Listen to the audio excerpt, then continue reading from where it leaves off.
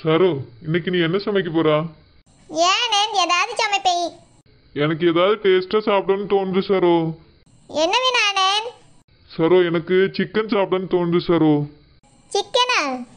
ஆமா சரோ, எங்க வீட்டுல இருந்தா எங்க அம்மா அடிக்கடி சிக்கன் மட்டன் வாங்குவா.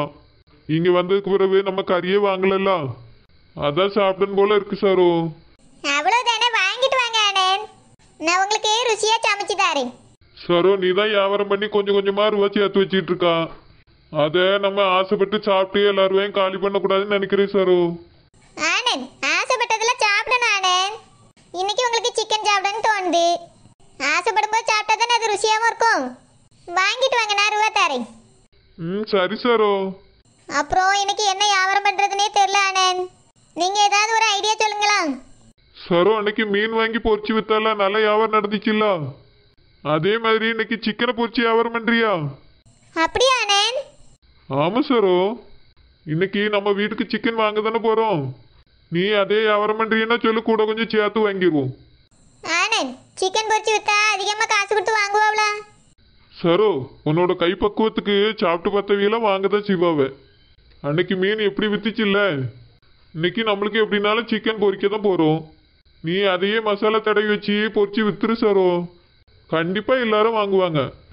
ஆனந்த், அப்படின்னா நிறைய வாங்க வேண்டாம், இன்னைக்கு கொஞ்சமா வாங்கிட்டு வாங்க, வித்து பார்ப்போம். நல்லா ஓடிச்சுன்னா நாளைக்கும் போடலாம். சரி சரோ, நீ போய் காசு எடுத்துட்டு வா, நான் போய் வாங்கி கொண்டு தாரேன். சரி ஆனந்த். சரோஜா இருக்கும்போது எனக்கு வேலை கம்மியாக தான் இருந்து, இப்போ அவள் இல்லைன்னொன்னே எனக்கு தான் எல்லா வேலையும் தரவ அத்தை.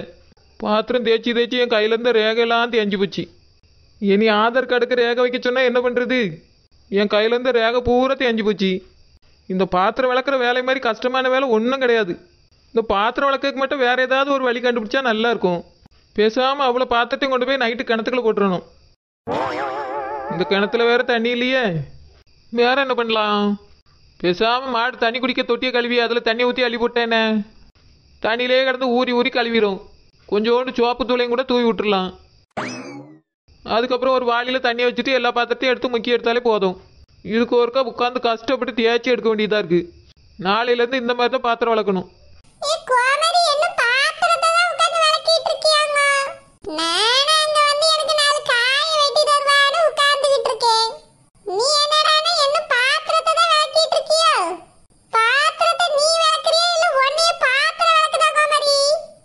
எத்த பாத்திரம் வளர்க்க ரொம்ப கஷ்டமாக இருக்குத்த. சரோஜாவை விட நீங்கள் பாத்திரம் நிறைய சேர்த்து போட்டுறிய. என்னால் உட்காந்து விளக்க முடியல, முதுகெல்லாம் வலிக்குதத்த. பாத்திரம் விளக்கி விளக்கி என் கையில் இருந்த ரேகை பூரா தேஞ்சு போச்சுத்த.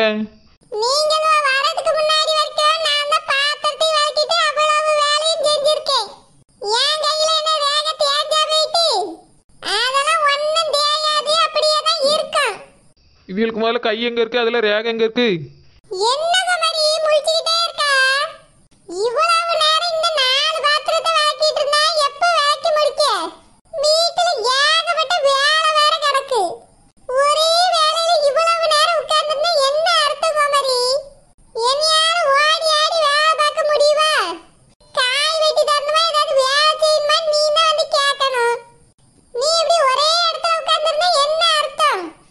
ஏத்தே, எனக்கும் பாத்திரம் வளர்க்கறதுக்கு ரொம்ப கஷ்டமா இருக்குதே. அதுக்கு புதுசா ஒரு ஐடியா கண்டுபிடிச்சிட்டேன். என்ன ஐடியா? அவ்வளவு பாத்திரத்தை உட்கார்ந்து சப்பி காயெல்லாம் கடையில கொண்டு போய் போட்டுறலாம்னு பாக்குறியோ? ஏத்தே இல்லத்தே, நான் வேற ஒரு ஐடியா கண்டுபிடிச்சிருக்கேன். இந்த பாத்திரத்தெல்லாம் மாடுக்கு தண்ணி ஊற்றி போடியும்ல, பெரிய தொட்டி, அந்த தொட்டியை கொஞ்சம் கழுவிட்டு ராத்திரி தண்ணியை ஊற்றி போட்டு அதில் கொஞ்சம் பாத்திரம் வளர்க்குற பவுடரை போட்டு இந்த பாத்திரத்தெல்லாம் அள்ளி கொண்டு போட்டலான்னு பார்க்கேன் தே. காலையிலக்குள்ளே நல்லா ஊறி அழுக்கெல்லாம் போயிடும்ல, அதுக்கப்புறம் அதை ஒன்று ஒன்றா எடுத்து பெரிய பக்கெட்டில் தண்ணி வச்சுட்டு முக்கிய எடுத்து போட்டலான்னு பார்க்கேன்.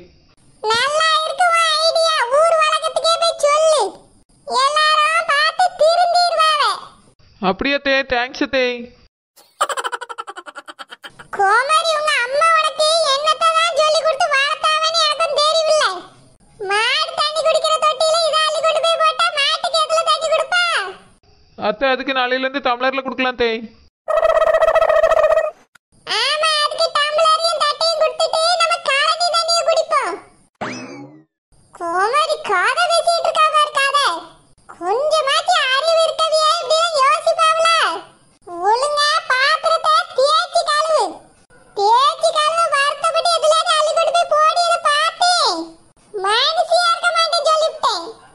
அத்தை இது நல்ல ஐடியா தானே, எதுக்கு இப்படி சொல்றிய? ஆமா நல்ல ஐடியா, உனக்கு மட்டும்தான். இத போய் 4 பேர்ட்ட சொல்லிட்டு நிக்காத. அந்த மாதிரி செஞ்சீனா ஒரு பாத்திரத்துல தண்ணி குடிக்க ஆகாது. நாரி வேற நாரி. ஒழுங்கா நல்ல தேய்ச்சி கழுவு குமரி. ஐடியா யோசிக்காத ஐடியா. வேலை செய்ய வருத்தப்பட்டுட்டு ரொம்பதான் யோசிக்கிறியே. சீக்கிரமா இந்த பாத்திரத்துல விளக்கி அள்ளி போட்டுட்டு உள்ள வாரா. சரித்த. சே, நான் நல்ல ஐடியா கண்டுபிடிச்சேன். இந்த பாத்திரம் வழக்குக்கு என்ன மாதிரி எத்தனை பேர் கஷ்டப்பட்டுட்டு இருப்பாவ. எல்லாரும் இதை பார்த்து அழகாக கற்றுக்கிடுவாவேன்னு நினச்சேன். இப்படி சொல்லிட்டாவள அத்தை. சரி, எப்பவும் போலவே விளக்கி கொண்டு போய் கமுத்துவோம். வாங்கம்மா வாங்க, வாங்கக்கா வாங்க. சிக்கன் 65 வாங்க வாங்க. சூடான சூப்பரான சிக்கன் 65. ஃப்ரெஷ்ஷான சிக்கன்ல ஃப்ரெஷ்ஷான மசாலா அரைச்சி தடவி பொரிச்சது. வீட்டில் செஞ்சது வாங்கி சாப்பிடுங்க, ஆரோக்கியமானது. வாங்கம்மா வாங்க. சிக்கன் 65 ஒரு பிளேட். சிக்கன் 65 50 ரூபா தான். வாங்க வாங்க. சிக்கன் 65 வாங்க, ஓடி வாங்க.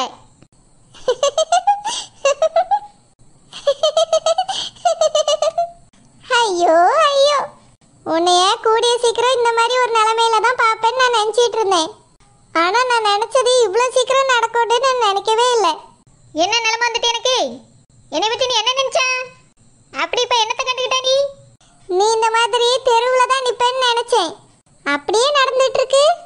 நான் ஒன்னும் நீ நினைக்கிற மாதிரி தெருவுல நிக்கல. என் வீட்டு முன்னால நின்னு கௌரவமா வியாபாரம் பண்ணிக்கிட்டு இருக்கேன். என்ன சொன்ன? ஓ, இதுதான் உன் வீடா? என்னாச்சு சரோஜா, அந்த வீட்ல இருந்து உன்னை துரத்தி விட்டுட்டாங்களா? ஐயோ பாவம். இதுக்கு தான் அளவுக்கு மீறி ஆசைப்படக்கூடாதுன்னு சொல்றது. இதுக்கு தான் யார் யார் எங்க இருக்கணுமோ அங்க இருக்கணும். அளவுக்கு மீறி ஆசைப்பட்டல, அதனால தான் நடு தெருவில் இப்ப நிக்கிற. உனக்கு என்னோட ஆனந்த் மாமா கேக்குதா? இப்ப என்னாச்சு பார்த்தாலும் அந்த வீட்ல இருந்தே உன்னை துரத்தி விட்டுருக்காங்க. ஒரு சின்ன திருத்தம். நான் தான் அந்த வீட்டை விட்டு வெளியே வந்திருக்கேன். யாரும் என்னைய துரத்தவும் இல்லை, துரத்தவும் முடியாது. இப்போ நான் நினைச்சா கூட என் மாமியார் வீட்டுக்குள்ளவே இருப்பேன்.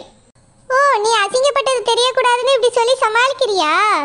ஓகே ஓகே, நான் நம்பிட்டேம்மா. இந்த மாதிரி வியாபாரம் பண்ணி எத்தனை நாளா பெரிய ஆளாக போறீங்க? ஒரு நாளைக்கு ஒரு 50 ரூபாய் 100 ரூபாய் கிடைக்குமா? பாவம், சாப்பாட்டுக்கே வழி இல்லை. 1 கிலோ அரிசி வாங்க மட்டும்தான் இந்த ரூபா பத்தோம். தினமும் அப்படின்னா கஞ்சி தான் குடிக்கிறியா சரோஜா? ஊறுகாய் வாங்குறதுக்காவது காசு இருக்குமா இருக்காதா?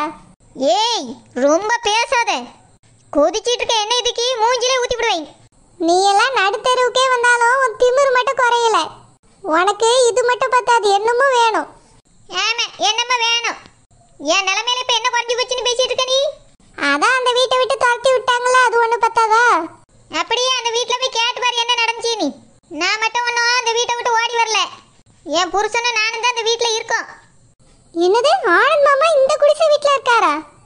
அப்போ அந்த வீட்டுக்குள்ளே நீ என்ன போகலையா? போ போ, முதல்ல போய் அங்க விசாரிச்சுட்டு வந்து பேசு. நானும் என் புருஷனும் எந்த டிஸ்டர்பன்ஸும் இல்லாம தனியா இருக்கும். அதுவும் சந்தோஷமா ஜாலியா இருக்கும். நாங்களே சொந்தமா சம்பாதிக்கும். எங்க மாமா ராஜா மாதிரி அந்த வீட்டுல இருந்தாரு. அவரை கூட்டிட்டு வந்து இப்படி குடிசையில வச்சிருக்கே, கொஞ்சமாச்சும் அறிவு இருக்கா உனக்கு?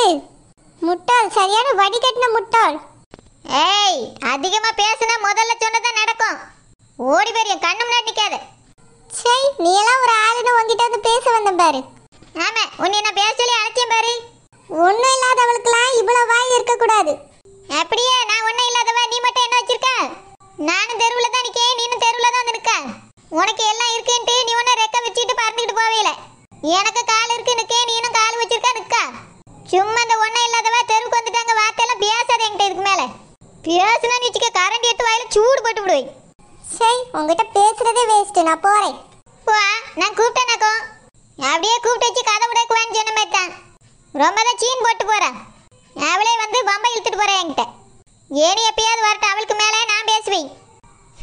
ஆனந்த் மட்டும் என் கூட வந்து இருக்கேன்னு இனி ஒரு வழி பண்ணியிருப்பாவே. நல்ல வேலை என் புருஷனை என் கூட கூட்டிகிட்டு வந்தேன். நேற்று அந்த செல்லமச்சிட்டி வந்துச்சு. பேச்சு அவ்வளோ பேச்சு பேசிட்டு போயிட்டீங்க. இன்னைக்கு இவ எனக்குனே கிளம்பி வந்துப்பா அவளுக்கு. சரி, எனக்குனே ஒன்று முளைச்சி தான் வருது. இவளால என் வியாபாரமே போச்சு. சந்தோஷமா வியாபாரத்தை ஆரம்பிச்சேன். வியாபாரம் பண்ண விடாம இவ்வளோ நேரம் வாயில வந்து இடிச்சிட்டு போறா. ஒழுங்கா என்ன கத்தி கத்தி கூப்பிட்டாது வியாபாரத்தை பண்ணிடணும். சிக்கன்மா, சிக்கன் சிக்கன் வாங்க. 65 சிக்கன் சூப்பர் டேஸ்டா இருக்கும். கையிலே மசாலா அரைச்சி தடவி வறுத்து வச்சுட்டே வாங்க. சிக்கன் 65 சிக்கன் 65 வாங்க வாங்க வாங்க.